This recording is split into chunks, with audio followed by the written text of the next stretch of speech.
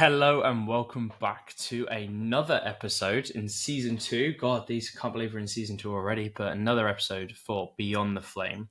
And this time we are talking all about the single source of almost truth and how to get that knowledge base all fixed. Or as me and Ed like to call it, too many cooks and not enough wiki. Too many cooks. Too many cooks. I mean, we've sat around barbecues where everybody's trying to get in on it, Ed. But Yeah. especially you. Okay. Ed, just to kick us off then, what common causes for, knowledge fragmentation? Knowledge fragmentation. So there's a couple things that can lead to that, but a lot of times you have multiple different tool sets within an enterprise, right? So you've got some people using SharePoint, you've got some people using Confluence, you've got some people using their own little internal wiki. Some people are using, Notepad or TextPad just to squirrel away their notes kind of thing. So you've got that. And then you also have, is there any sort of leadership or governance on documentation? Are there any processes? And if there's not, that lends to, becoming the wild, wild west and everybody does what they want to do. And so you get all that fragmentation. And then, a lot of times some of it is indirect, and that maybe a company has just been acquired, and so they have an entirely different system, and so then it's competing systems, and then who's going to win. So there's several factors there that contribute to that knowledge fragmentation. Yeah, I mean the mergers and acquisitions is always a really difficult one. You and I have been through mergers and acquisitions in previous lives. I think it's really difficult because obviously people don't want to adjust that quickly. But sometimes there are just better tools and better ways of working. And yeah, I mean, look at us at Appfire. A couple of years ago, we acquired 24 companies in 24 months from our growth perspective. But what that mean? That means we brought 24 companies in with 24 different knowledge management processes, and so we had to actually go through that fight ourselves to kind of address that fragmentation across those companies, and then let's consolidate that into one unified or one organized Appfire approach kind of thing. So yeah, I mean the lack of ownership is, I think you mentioned it earlier, but I think that's a real problem for so many companies, because especially those that go through like that organic growth perspective, where some before it would have fallen on, the typical story for Jira is that it falls on one project manager who was like, maybe we should use Jira for this one. And then all of a sudden they're the ones that are accountable for the entire Jira system. And it kind of doesn't make sense. And sometimes we can see that with our own knowledge as well. Yeah, even if you are using the same application. So, even if everyone is, say, using Confluence, product marketing may have a different template and process versus, HR, or so you still have different ways that can fragment within the one application, right? So, you can still kind of lose that knowledge information even if you're using the same application. Yeah, I mean, it's a really interesting aspect, because if we think about actually, if I look back at some of the companies that I've previously worked at, and I think this was a cultural aspect just as much as anything, but certain department heads would want their knowledge in their way, and you had to be invited to get to see that knowledge. Whereas then you look at some other companies where it's like, hey, we're all on the same team here.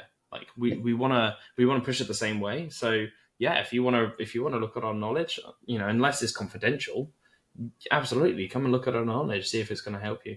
And I think that's a very common problem for knowledge fragmentation, which is sometimes it's over permissive, and sometimes actually even being under permissive. I think it can cause a real problem, because then you sometimes you're overwhelmed by the amount of knowledge that you can get. And sometimes it's just, and I'm so guilty of this, it's ridiculous. You just don't think about it, or you forget kind of thing. So, if I write a use case on, a partner or a customer success story, and, because I wanted to keep notes on what worked and how we can apply that later. And then I have that in my own space, and I tell Melissa Brown about it, and then she yells at me for not sharing that with the entire company because everyone else can benefit from that. It's like, oh yeah, yeah, I should Yeah. probably, yeah. So I'm Shout out guilty to of Melissa Brown for telling Ed off for that one. I like that. she'll never let that down now. that. Oh no. Yeah, I mean, this is also a really common. I mean, you brought it up right at the start, right? Which is, do we again naturally do we need the right tool for the right job, and therefore we're going to take a more decentralized approach for our knowledge? Do we want to bring everybody together and have that information all in one tool?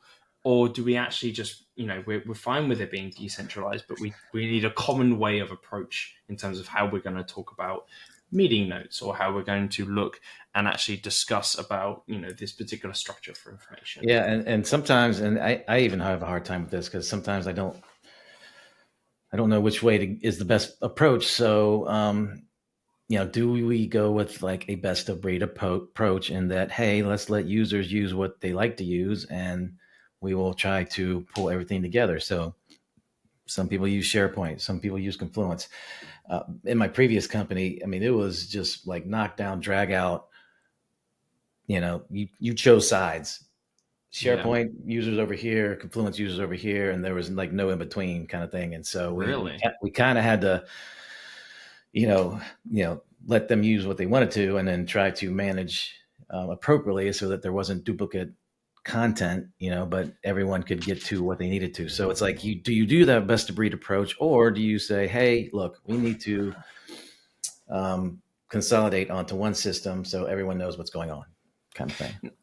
Thing is, like, as much as I would love every business to sit there and say we're going to choose one knowledge tool and one work management tool and one HR tool and all these, sometimes I think it's slightly unrealistic to say that you're going to be able to do that, because first of all, shadow IT always exists. No matter how much we try and mitigate it, I think shadow IT is a big problem for a lot of businesses. Yeah. But also, if we shoehorned everybody into Jira and Confluence, sometimes they're just not the right tools to be using.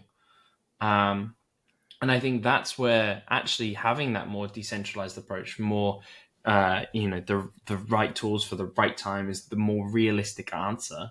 But then what it comes, as you said, is about then saying, okay, well, I still, you working on that team in SharePoint and me in Confluence, but I still need to be able to access your information.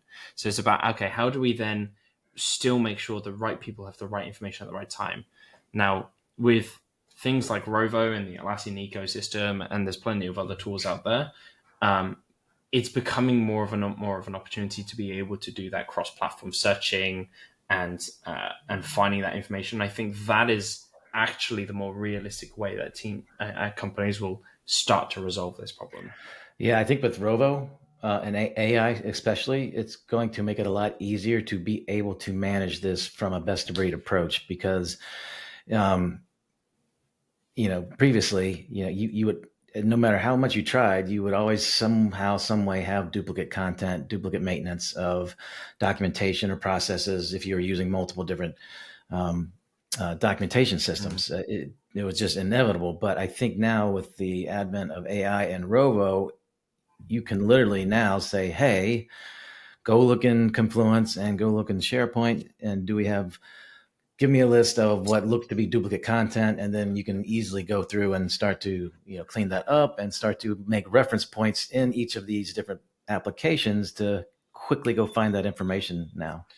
Yeah, I mean, that brings me on perfectly to what I was going to talk to you. And I was going to use a little bit of a food metaphor here because I think it's going to fit. But yeah, exactly. I thought it would work.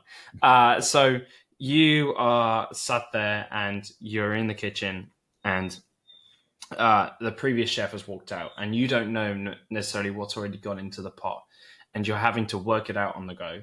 Now, how, and we want to immediately try and obviously fix it. Maybe the smell is terrible, and we've all seen that moment in Ratatouille where the guy smells the pan and it smells sick. Shout out to Disney, love it. But what is the right way to do that audit? What are the easy things that we have at our disposal in order to start understanding what knowledge we have, where our knowledge gaps are, where we have duplicate information, as you said, and kind of what's the next right thing. So if we're looking at not duplicate, but if we're looking at different applications and we want to start auditing what's in there, leveraging Rovo and or AI. So a couple of things that I would probably start to key in on is the information there relevant? So is it up to date and current? Is it stale? Has it been updated within the last 2 months, 3 months, 4 months, whatever the threshold of you want to define as being relevant. And then also, do we have absolute duplicate types of information? So, is it relevant? Is it stale? Is it duplicate? And then we can start to manage from that perspective, cleaning that up and then setting processes in place for making sure that our content is up to date and relevant, continuously relevant, so we don't get it. Yeah.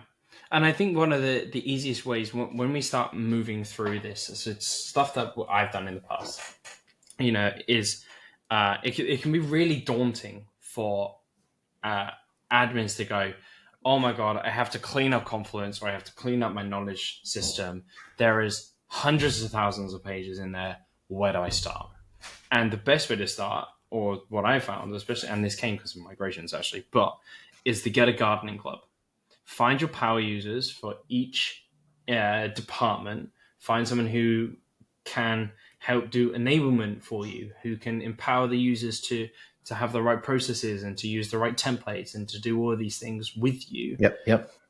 And once you've got a gardening club, you can kind of start to move that forward, which is, okay, each department head or whatever it might be, can we start to see if there's any bad information here and just mark it with a little tag saying like thinking of deleting, or let's archive this, whatever it might be.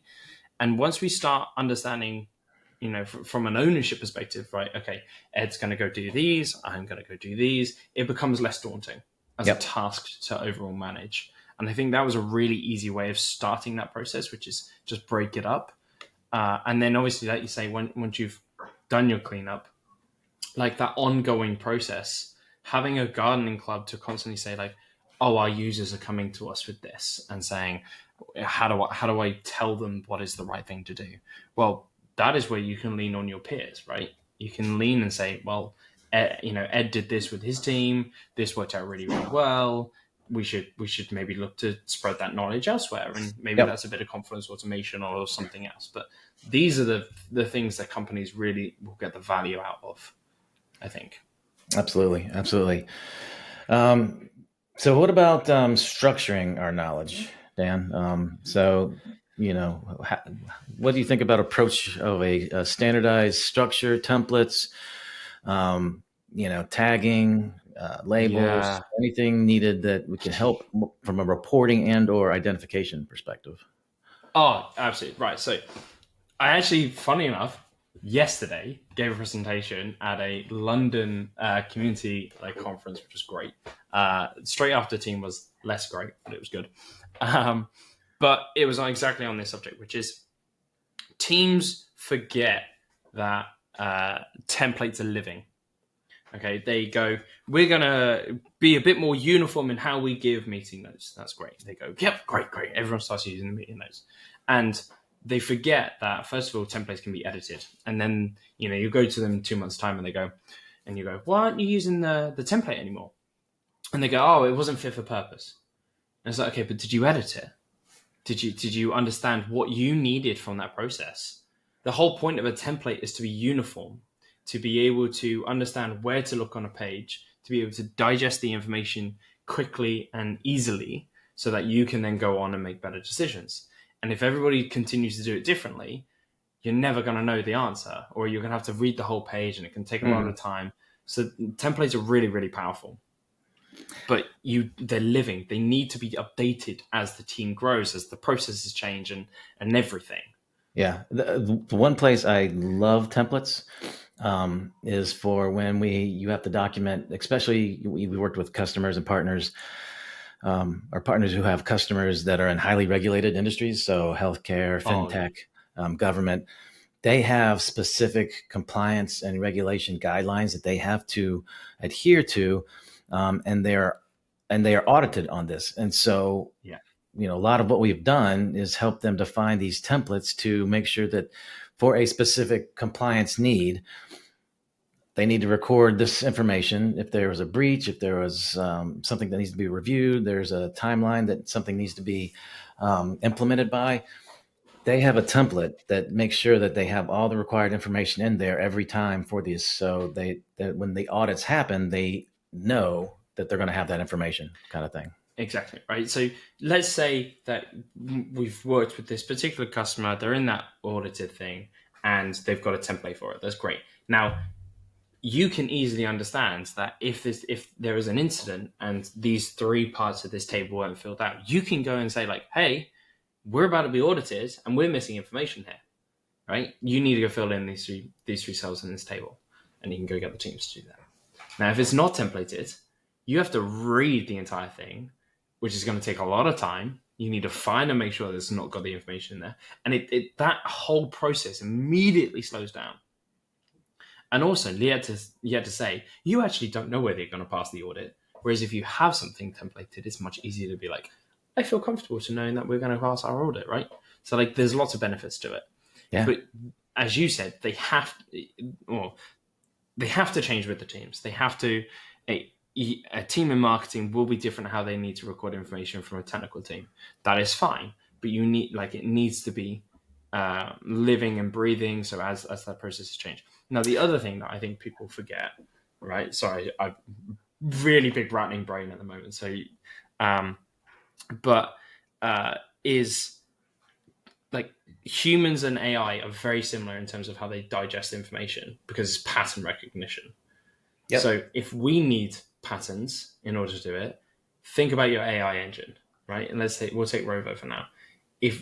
Once Rovo spots where to look on a page to find a specific piece of information, your results of using Rovo Chat, Rovo Search, whatever it might be, will get better. Yep. Yeah. And, kind of along those lines, the other thing I really love that AI and Rovo help enable is, kind of these summarizations. So if you have a ton of requirements for a specific project or a piece of new feature for one of our apps, so kind of thing, and you just need to understand quickly what it needs to be or what's going on here. You don't have to read through every page in a Confluence page tree. You can literally say, hey, I just need a summary of what this feature is. What's the benefits? How is it going to drive revenue for Appfire? And, how's it going to benefit the customers, kind of thing. Boom. Yeah, it can do that. Now, I think what is often missed, as you said right at the beginning, which is like tags and that categorization. Yep.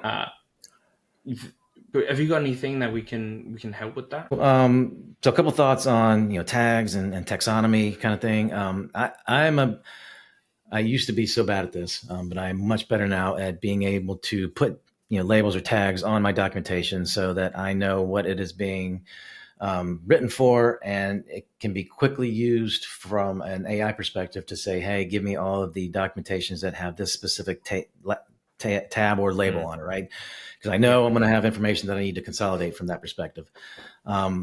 Also, from like a taxonomy perspective, I really like having a common format for titling your documents because it's always easier. So if you have like meeting notes 2025 something, or you have 2025 meeting notes, or if you have, you have 15 different ways of titling your documents, you can get to the information, great. But man, it makes it so much easier if you have a common nomenclature for, I'm going to label my marketing documents this way, or I'm going to title my documents this way. So it just makes it, if you have OCD and it makes it looks clean and easy instead of a mess, that relieves the OCD anxiety, but also makes it easier, right? It does. And I think that's a real key. Like it's such a simple thing, but actually, like you said, it's often overlooked, right? Which is, do we have a uniform approach for labeling automation documentation versus maybe product requirements or whatever it might be? And if you know that all your automation documentation have this emoji as the page starter, or they have this word at the start or the end of a page start, it becomes easier to quickly scan to find the piece of documentation you're looking for and move on. but Yeah, and also, you go on. just mentioned automation documentation. So, with automation rules in Confluence, you can easily create those rules and say, pull together all my documentation with this label kind of thing, and then Yeah, export, do something with it kind of thing. So, yeah. And but I think it's important, like to understand what kind of categories that people do.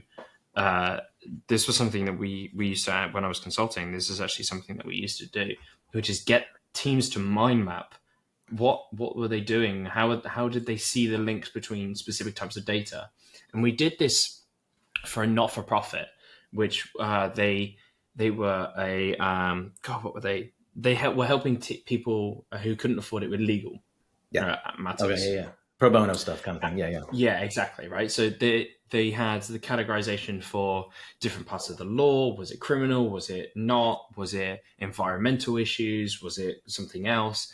And then eventually they had their big categories, which was criminal, non-criminal, that whatever it was. Then they had their subcategories, which was like all the specific nuances of law and whatnot. And then what you saw is like this spider web go out in this mind map of being like, okay, well, you could have this part of environmental law tagged to this part of criminal law.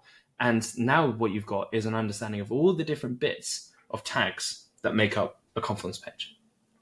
But that helped them because when they were then running service desks, knowledge bases, or they needed to, like a law changed and they needed to make sure the documentation was up to date, they could easily find everything because it was there, it was written. And that's the beauty of what tagging can actually do, is just that resurfacing information is really powerful. And the speed at which you can do that now, it's just insane. Yeah, exactly. And like you say, when you start adding any sort of AI engine on top of it, when they like patterns, they like categorization of information because it's easier for them to digest and find those links. So if we do it, it helps us and it helps the AI, and that's going to help you, and eventually, like, it's just the knock-on effect that we get, right? Now, Ed, something that I think also people struggle with is understanding, when does an article or a piece of knowledge die? Like, what's the life cycle attached to our knowledge? So, yeah. I mean, does it ever die, or is it just archived, or is it still available for reference? Because I mean, I guess it depends on what the defined process is. So you have new material that is generated and then is maintained and is updated. It is kept fresh. It's not stale. But then all of a sudden, you don't use that piece of content anymore for anything. Well, I think what a lot of people struggle with is that like, we're all really, really busy, right? And we want to make sure that our knowledge gets down as soon as possible because, we need to declutter our brain, we need to get it down and that it can be searched and we can deal with it later, but then we forget to come back to that, right? And I think when you start thinking about the life cycle, is that knowledge will only stay fresh for a certain amount of time. Yep. And it will only stay relevant for a certain amount of time. So how do we then make sure that it's appropriately drafted, it's appropriately, maybe like it needs a review and approval for policies or contracts or something? And then, like you say, at what point do we go, it might not be relevant anymore and it's kind of clogging up our search? Like, do we archive it? Do we delete it? What kind of things can we do? Yeah. So, in my opinion, you would probably have some sort of document governance committee / process. So that organization would define, here is our documentation, our knowledge base lifecycle on, and it will be highly dependent on the industry too. So like, for example, if you're in HIPAA or healthcare, you have HIPAA regulations, you have to keep documentation for, I think, 17 years or something like that before you can start to roll it off. So it depends. So that documentation lifecycle process is going to be very much different than maybe a manufacturing lifecycle.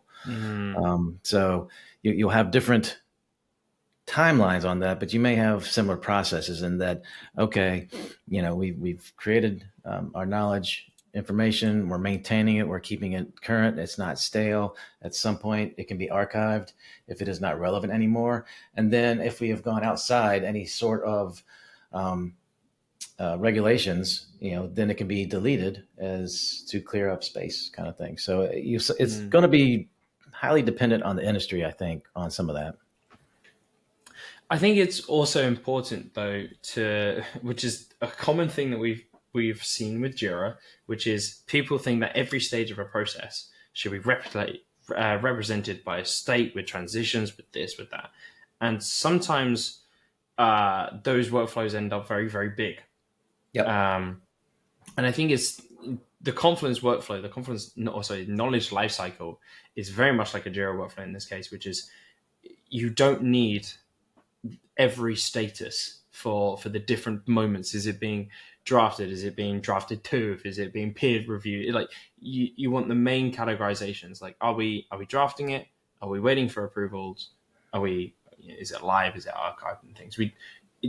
Your workflow is to represent. The statuses are for example, like we have Kamala document management. There are other apps on the marketplace, but that's ours.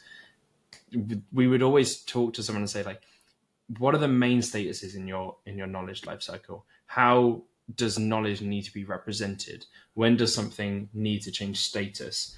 Is it requiring specific moments? Is there specific notifications that need to go out at a specific time? And that would, like you say, but that will all come from your process.